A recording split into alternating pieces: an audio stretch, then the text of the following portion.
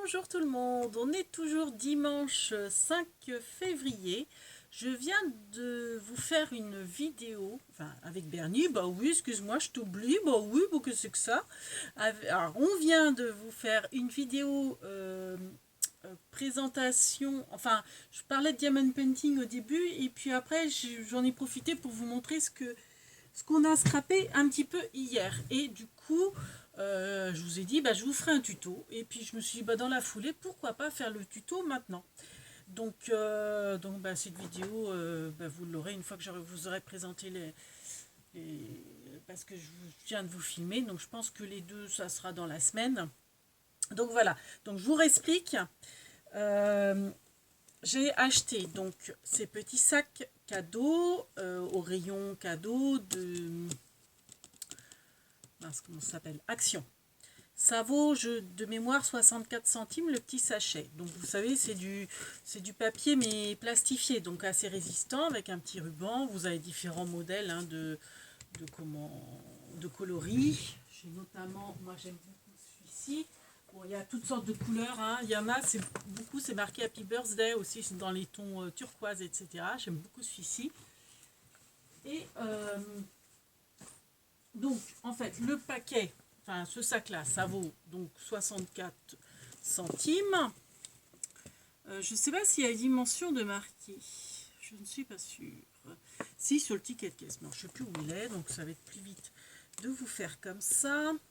En gros, 10, 20, il fait 22 cm de large, en longueur. En largeur, vous avez 10 cm quand il est bien, vous voyez, bien plein. Et puis en hauteur, il fait 10, allez, 14 cm. 14 cm à peu près en hauteur. Et ça va pile poil pour mettre les diamond painting cadres qu'on a eu. Enfin, je ne sais pas si vous vous souvenez, c'est diamond painting comme ça. Donc le tuto, c'est à partir de ces diamond painting là. Donc si vous ne les avez pas, peut-être prendre par rapport à des boîtes à chaussures. Après, l'idéal, c'est qu'on puisse après les mettre, vous voyez, dans ces sacs-là. Enfin bon, après, c'est vous qui voyez. Mais c'est surtout, en fait, pour réutiliser ces diamond painting en autre chose que des cadres. Parce que, bon, moi, personnellement, je ne les accrocherai pas. Moi, c'est le plaisir de faire les diamond painting. C'est pas le plaisir de les regarder, en fait. Mais je me dis, la structure... la toile c'est costaud et je veux réutiliser je veux en avoir une utilité en fait.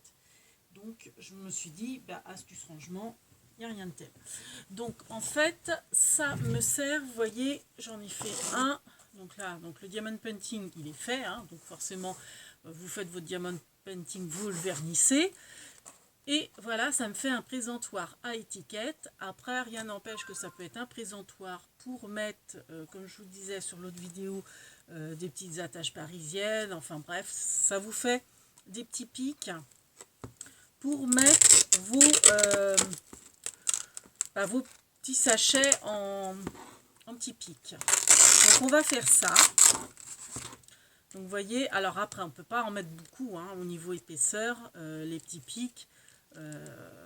Enfin moi vous voyez je peux en mettre que 2. Donc après c'est vrai que si c'est admettons pour mettre je sais pas moi des petits embellissements, donc des petits embellissements comme ça, quand vous faites une création, vous sortez votre plateau, vous savez je sais pas moi, ou même vous savez les petites fleurs qu'on fait nous-mêmes, ou des petits embellissements que les copines ont offert, etc.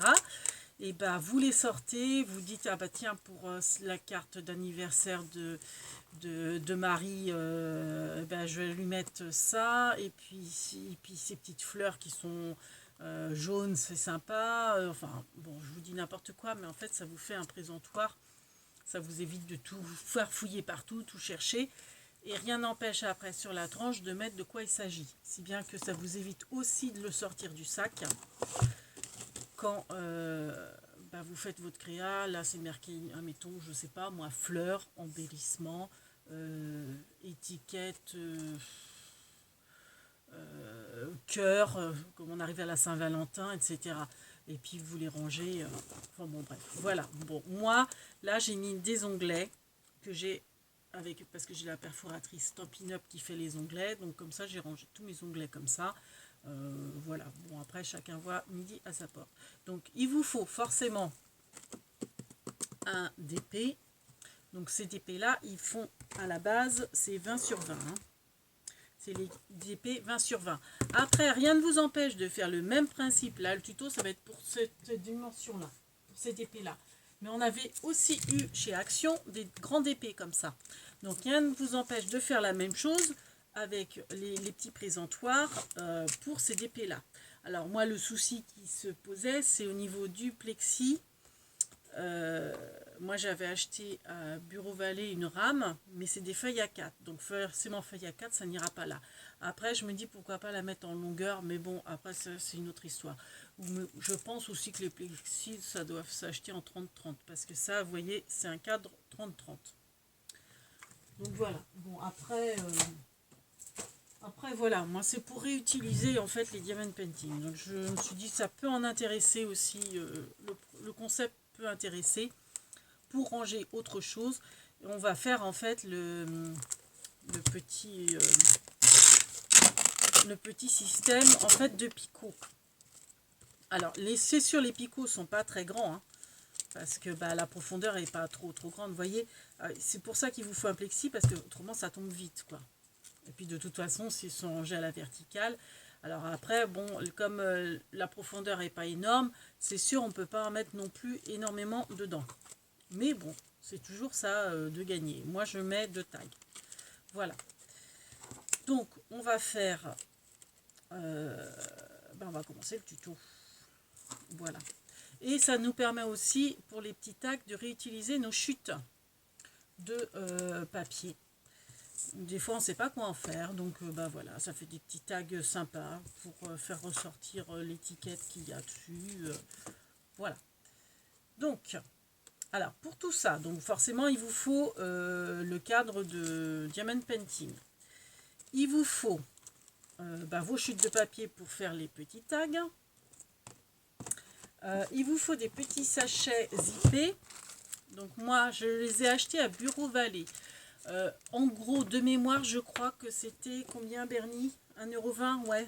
Je crois que c'était 1,20 €, peut-être 1,50 € les 100 paquets chez Bureau Vallée. Après, vous pouvez les trouver sur Internet, bien sûr. Alors après, les prix diffèrent en fonction de la grandeur des sachets.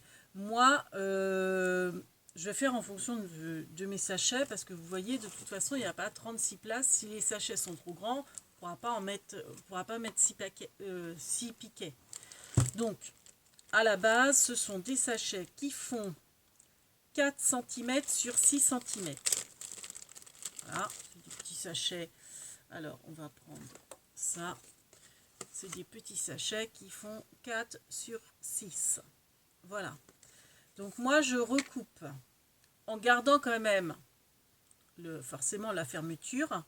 Je ne sais pas si vous avez vu mes petits sachets. Voilà. Vous voyez, j'ai recoupé, je mets la fermeture en bas et je recoupe pour, vous voyez, pour que ça soit plus joli, pour pas que ça dépasse, le plastique dépasse du bas, là ça fait pas terrible. Et puis en plus pour agencer par rapport, parce que vous voyez, en longueur on n'a pas non plus énormément de choses. Hein. Donc... on va commencer par, si je vous disais ce qu'il fallait. Donc des petits sachets zippés de 4 cm sur 6. De la cartonnette de récup ou du papier craft. Hein. Moi c'est de la récup, hein, comme d'habitude. Je m'en sers pour tout. Toutes les, enfin moi qui mange beaucoup de... Enfin moi mon petit déj c'est ça, c'est les biscottes style cracotte. Et je garde à chaque fois les boîtes. Ça me sert pour le scrap, ça me sert aussi pour la litière des chats. Bon, forcément je les réutilise pas après, mais je veux dire, je mets ça au fond de la litière, je dépouille en fait une boîte complète, et ça fait pile poil, c'est standard hein, les litières, ça fait pile poil le bac à litière. Si bien après je mets la litière par dessus, si bien que quand vous avez à changer votre litière, du fait que vous avez ce dessous, tout vient avec, c'est pardon, c'est beaucoup plus facile à nettoyer. Donc voilà, petite aparté. Qu'est-ce qu'il vous faut? Bon, bah, vos chutes de papier, comme je vous disais, du velcro. Donc moi là j'avais mis des bandes, mais chez Action ils ne faisaient plus les bandes, donc j'avais encore, ils refont les velcro hein, d'ailleurs à Action, mais j'ai failli en racheter, il y avait des bandes mais que blanches, donc moi je savais qu'il me fallait des noirs pour pas qu'elles se voient, pour que ça soit plus joli, plus esthétique, donc j'en ai pas racheté, mais aux Action de Pornic il y a du velcro en bande blanche, donc moi bon bah autrement j'ai le velcro de chez Action en pastille, donc j'ai fait un essai, ça peut le faire. Donc, vous voyez j'ai commencé, j'ai mis en fait, alors une pastille ça déborde donc ça fait pas joli, donc en fait je l'ai coupé en deux, donc on verra ça après. Il vous faut du plexi, donc ça c'est pareil, c'est ou du, comment on appelle ça là, chez Carton là, non c'est pas du chez Carton, je sais plus comment elles disent les filles. Enfin bref, vous savez, enfin du truc là, rigide, transparent. Moi je peux le ça du plexi. Après c'est pas, je crois pas que c'est du plexi parce que c'est trop souple, mais c'est pareil, j'avais acheté une ramette à Bureau Vallée, donc j'ai de quoi faire. Je sais pas combien j'en ai, mais enfin la ramette elle est épaisse comme ça. Hein. Donc voilà. Après je pense que ça s'achète au détail. Bah oui parce que les filles c'est pareil, des fois je vois elles en commandent à Craftelier avec des motifs.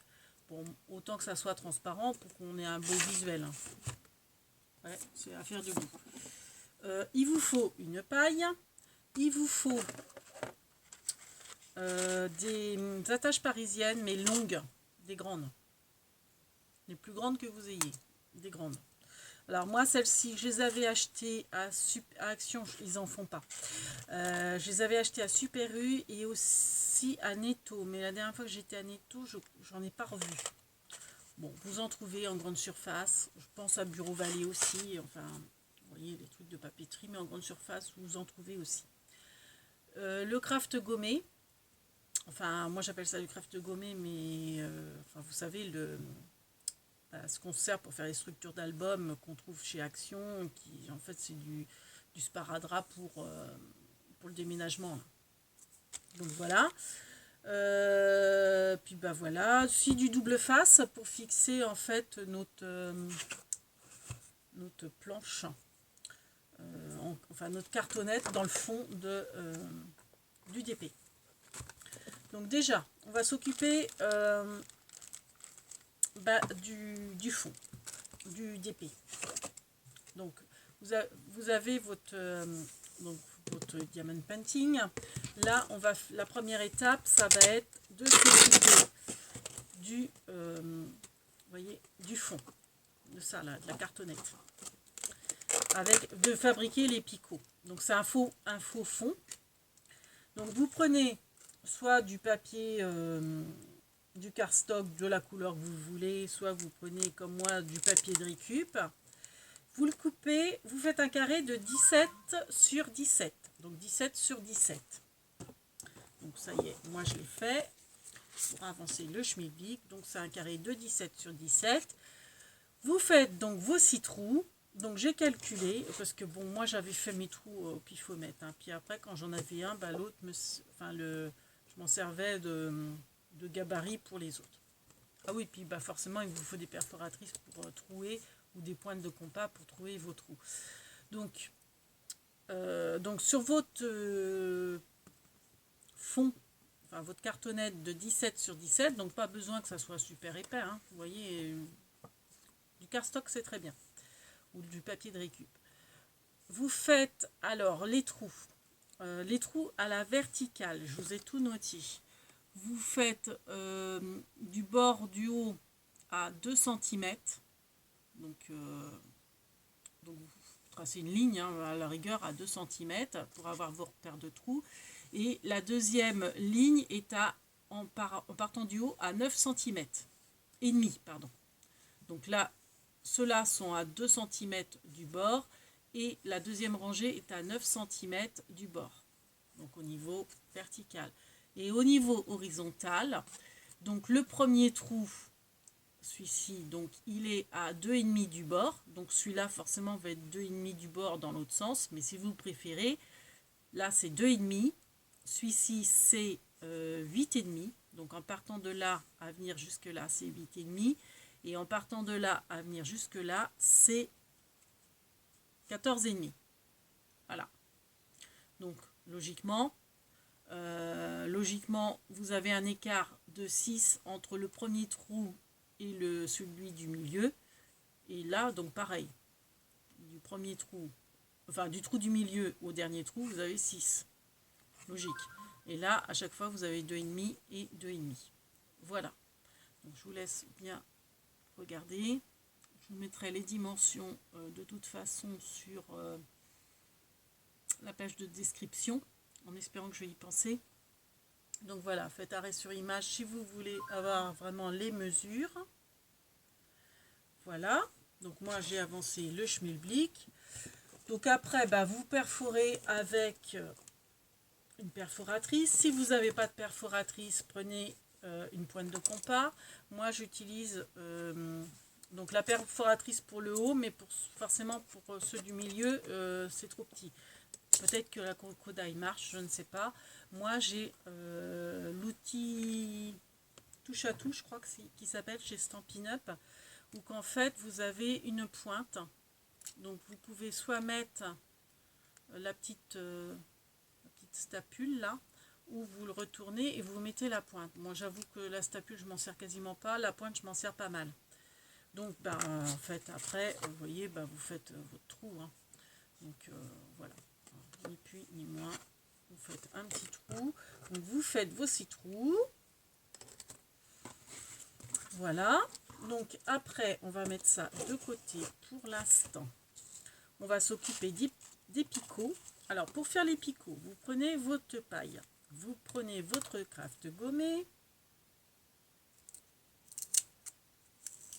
vous le détachez délicatement, vous posez votre paille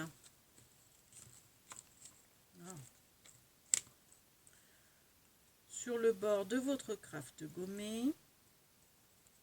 Bon, alors vous essayez de ne pas faire comme moi, vous la mettez droite et vous évitez les plis. Vous faites légèrement dépasser, voyez, en haut. Vous recoupez pareil en bas un petit peu plus que la paille pour que tout soit bien recouvert. Voilà. Et ensuite, vous enroulez votre paille. Si bien que votre paille, elle va être de couleur craft. Après, si vous voulez garder forcément la paille de la couleur de la paille, vous faites comme ça. Autrement, vous faites comme moi. Vous l'enroulez, ça vous fait comme un cigare. Un grand tout fin et tout long. Et après, vous appuyez pour voir où commence la paille, forcément. Et vous coupez à ras de la paille. Donc ça, on enlève, on n'en a pas besoin. On jette. Voilà. Et ensuite, avec un crayon de bois, vous prenez votre quadrillage et vous faites une marque tous les 1 cm, c'est-à-dire à chaque carré. Voilà, vous faites des quadrillages, si bien que ça va vous faire des petits tubes. C'est votre repère pour couper. Et ça vous fera des petits tubes d'1 cm à chaque fois. Après, vous pouvez prendre avec une règle. Mais moi, je trouve ça tellement simple de prendre. J'ai l'impression qu'il y en a très peu qui utilisent le tapis de découpe en mesure. Mais moi, je trouve que ça facilite la vie. Donc après, vous prenez une paire de ciseaux qui coupe bien la paille sans trop l'abîmer. Donc moi, j'ai toujours ces ciseaux de... Je crois que c'est ciseaux de secourisme, il me semble. Donc je pense que ça peut se trouver sur Ali, enfin sur internet. Moi je les avais trouvés dans la rue et quand je les ai vus, je me suis dit hop hop hop, pour le scrap c'est impeccable. Donc et puis là où vous avez fait votre marquage, hein, vous voyez j'ai fait tous les 1 cm, et forcément vous coupez. Donc vous faites attention, vous y allez doucement parce que ça va voler. Retenez-le pour éviter d'avoir à le chercher partout. Hop, voilà. Donc, il y en a 6, donc vous en faites 6. Donc, forcément, vous inquiétez pas, en coupant, il s'écrase. Mais ça se, vous voyez, ça se reforme facilement. Voilà. Donc il nous en faut 6, donc on va en faire 6.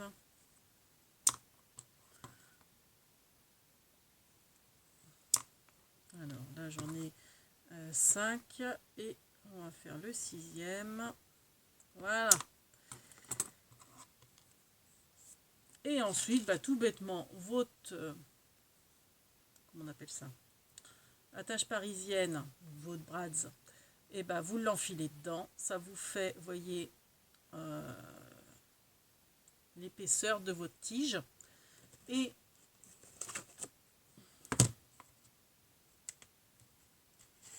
donc là, vous avez fait votre tableau, bah, voilà, vous l'enfilez tout simplement dans votre page là de craft. Et puis vous la refermez, voilà, vous avez votre piquet. Donc forcément, vous faites ça à chaque fois. Donc l'épingle, hop, l'épingle. On enfile la paille comme une perle dans l'attache parisienne. Et après, vous mettez l'attache parisienne et vous la fixez, quoi. Voilà, vous faites ça à chaque fois. Hop, ah oui, si je mets pas la paille, ça va pas le faire. Hein. Donc hop, voilà. Alors c'est pas très épais parce que moi j'aime bien que ça retienne hein, comment dire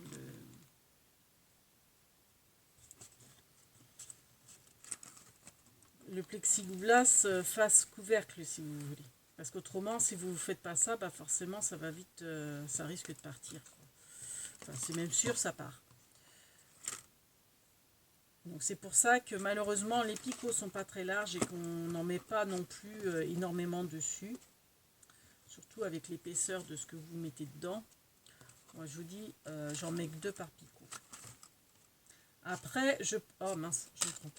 Après, je pense que avec les diamond painting plus grands, je pense que la bordure est plus grande et donc les picots, bah, vous les ferez en fonction plus grande, quoi. Donc voilà, donc là j'ai fait mes 6 picots. Après, bah, qu'est-ce qu'on fait? On met du double face. Hein. Je ne l'ai pas fait dans l'autre, mais il faudrait que je le fasse. D'ailleurs, le double face, j'aurais peut-être dû le faire avant. Ça aurait peut-être été plus intelligent de le coller avant. Bon, après, j'en mets pas non plus. Pas besoin d'en mettre des tonnes. Hein. Parce que bon. Hop. Voilà. Donc, le double face, je l'enlève. Et je vais coller mon fond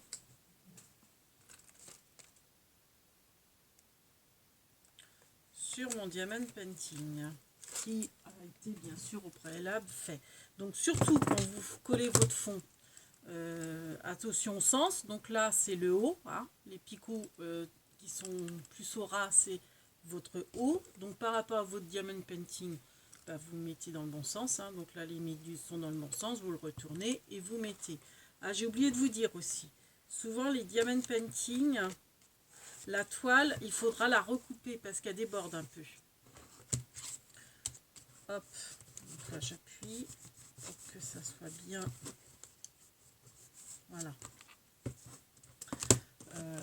Par exemple celui-ci qui n'est pas fait, j'imagine que la toile, vous voyez, elle déborde la toile. On va enlever, pardon pour le bruit. Donc vous voyez, la toile est plus large que la bordure en bois. Donc vous recoupez au ciseau tout doucement ou au cutter tout doucement pour être vraiment au ras du bois. Ou alors vous le recollez comme ça à l'intérieur, mais j'ai peur que c'est quand même assez rigide et je pense que ça va se redécoller. Donc vaut mieux recouper à ras. Voilà. Et si, vous, comme moi, vous avez mal recoupé à ras, mettez un coup de feutre sur le bois pour que ça reste noir. Voilà, par exemple, j'avais mal coupé, donc j'ai rajouté un petit peu de feutre noir pour pas que ça se voit, pour que ça soit plus esthétique, on va dire. Voilà. Donc ça, je vais mettre là parce qu'on va perdre du temps le temps que je ramasse. Ça fait 25 minutes et comme j'ai l'autre vidéo, je voudrais pas que ça coupe. Donc maintenant, eh ben, on va mettre les velcro. Donc les velcro, ne faites pas comme moi. Mettez donc le double. Alors, mettez l'un sur l'autre. Voilà. Et après, coupez. Par contre, oui, j'ai oublié de vous dire, le plexi, vous le coupez à 20 sur 20. Hein, pour que ça rentre bien au niveau du... D'ailleurs, oui, j'ai pas recoupé là. Ah oui, j'ai fait que... Bah oui, ça fait 21. J'ai oublié de recouper. Donc, je vais recouper... Hop, pour que ça fasse 20 sur 20. J'ai fait qu'un côté. Donc, forcément...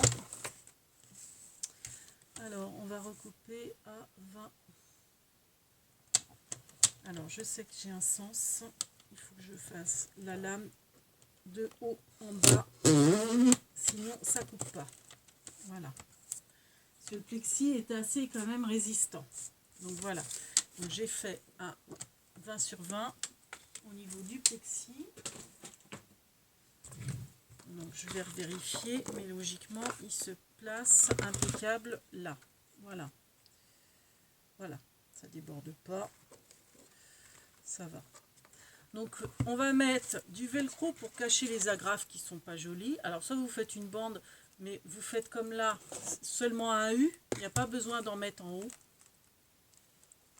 Ça sert à rien. Vaut mieux, ça vous évite d'en gaspiller. C'est pas la peine de faire les 4. Et surtout que là, vous voyez, comme je mets l'étiquette pour avoir l'intitulé, ne faites pas. Faites un velcro là, là et là. Faites un U sur les côtés et en bas.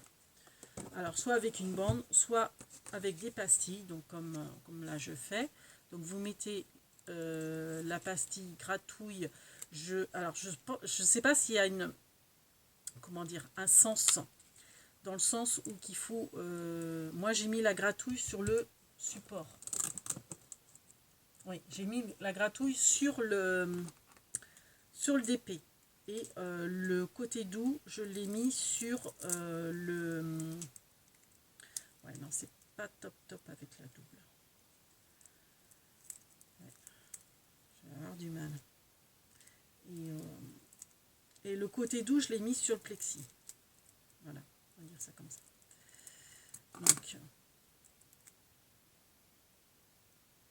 où est-ce que c'est? Ah oui, c'est là. Donc, hop. Donc, comme ça, je cache. Donc, je vais cacher les petits. Alors, c'est pas évident à couper. J'aurais eu des petits noirs, ça aurait été beaucoup plus simple, mais c'est pas le cas. Donc, on va essayer de pas trop user la colle qu'il y a autocollante avec mes gros doigts là, grosses empreintes. Donc, on va mettre les velcro partout.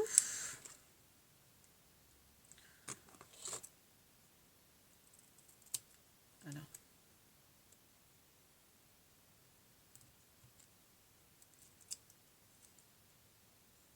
Donc, j'ai dit les gratte-gratte en haut et les tout doux en bas. Enfin, sur le plexi. Je préfère. Alors, je vais peut-être prendre ces ciseaux-là, qui sont des ciseaux de couture qui couperont mieux. Qu'est-ce que tu fais, Bernie? T'es tombé, là? Je suis désolée, je t'ai fait tomber? Ou c'est toi qui t'es évanoui? Nous avons Bernie dans les pommes, ou dans les choux. Ça va, Bernie? Tu fais quoi? Tu explores? Hop! Le revoilà. Bon, alors fais gaffe de ne pas te coller le museau. Hein. Hop! Donc je vais en faire partout. J'espère que ça suffira par rapport aux bandes. C'est une première pour moi de mettre les petits velcro comme ça, enfin sur le DP. Hein. On va voir si ça résiste ou pas. Autrement, bah tant pis, il faudra des bandes.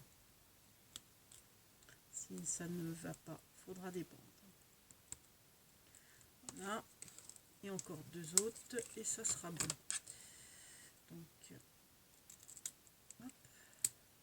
Donc je vous rappelle, je mets le côté gratte-gratte sur le DP, donc c'est autocollant, hein.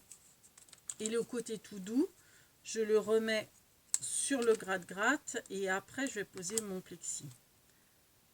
Donc le tout doux, je le pose sur le gratte-gratte, le côté velcro gratte-gratte que j'ai déjà posé sur le DP. Voilà. Pour que ça soit bien en face en fait. Sur votre plexi, quand vous allez l'appliquer, en fait tous les côtés tout doux vont se fixer sur le plexi, si bien qu'ils seront bien alignés par rapport au gratte-gratte. N'allez pas les coller sur le plexi et puis que ça soit décalé, quoi.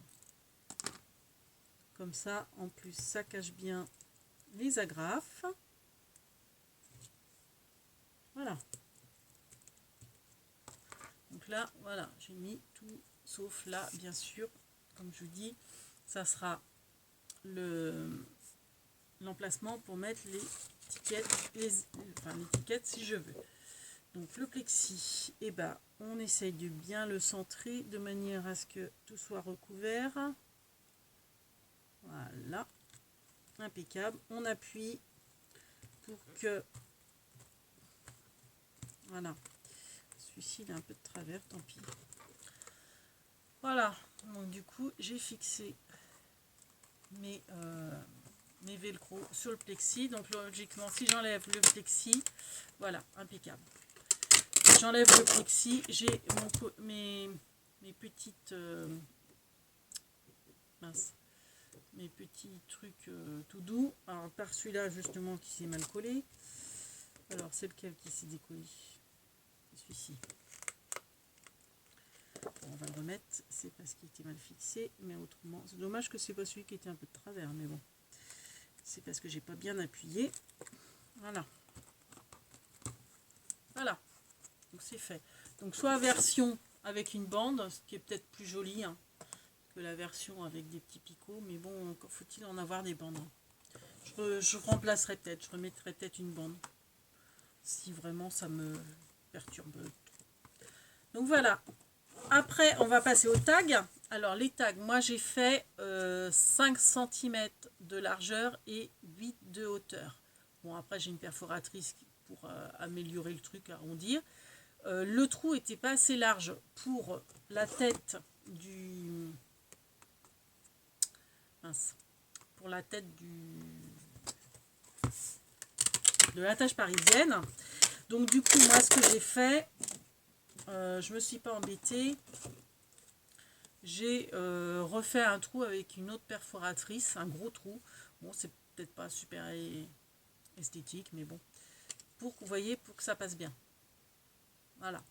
Donc, je vous rappelle, le tag fait 5 cm sur 8. Ensuite, ce qu'on va faire au niveau du tag, on va reprendre nos petits sachets. Donc, comme je vous dis, qu'ils font 4 sur 6. Je coupe au ras. Alors, j'aime bien couper avec mes coupes-coupes.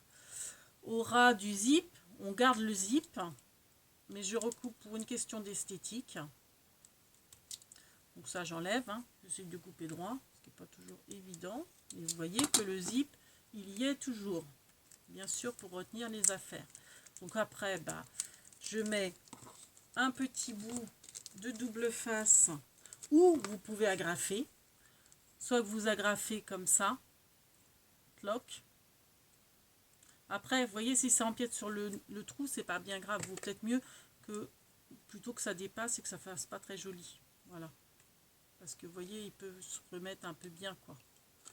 Donc, moi, je mets du double face. Après, vous pouvez agrafer si vous voulez aussi, comme vous souhaitez. Moi, j'aime bien mettre du double face. Si tant est que je retrouve... Ah.